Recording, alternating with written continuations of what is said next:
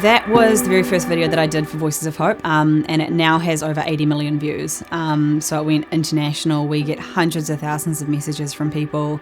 I think one of my favorites is, it was from a mother in Canada, and she emailed us and she was like, I've been trying to say, like, email you for a couple of weeks. I haven't known how to say it, but my 15-year-old daughter, she had decided that she was going to take her life. She had written her suicide note, got her method ready, and then she just jumped on social media to message her best friend goodbye. At the top of her newsfeed was your video, Dear Suicidal Me, and so she watched it, and as she watched it, she realised that she didn't want to take her life anymore, so she ran into my room, suicide note in hand, and sure enough, everything was set up in her room, so, you know, saying thank you so much. My daughter's still alive now because of that, and that's one of thousands of messages like that we've had from that video, and kind of everything else that we've been able to create within films for Voices of Hope.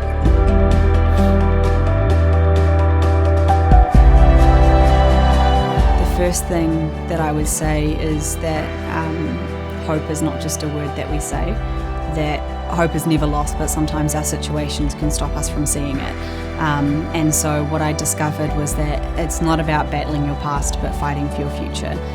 We spend so long battling the things that have happened to us, or battling the things that we've done, but that really doesn't get us anywhere except in circles. And it's only when we choose to look at the future, even if it's one day ahead, even if it's 1 week ahead, and decide to fight for that, knowing that you are so worth it, that you're not what your mind is telling you, that you're not a burden, you're not unlovable, you don't deserve to be punished. Whatever it is that your mind is telling you is not true.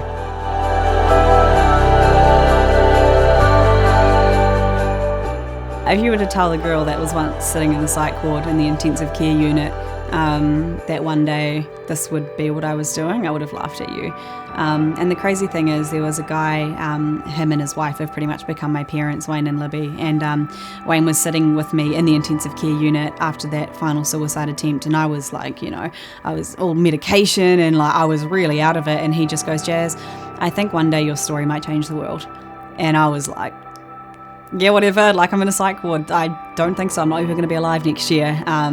But he saw it before I could. And now to kind of, you know, sometimes I literally just have to sit back and look at everything that's happened, because everything's going so fast now, which is amazing.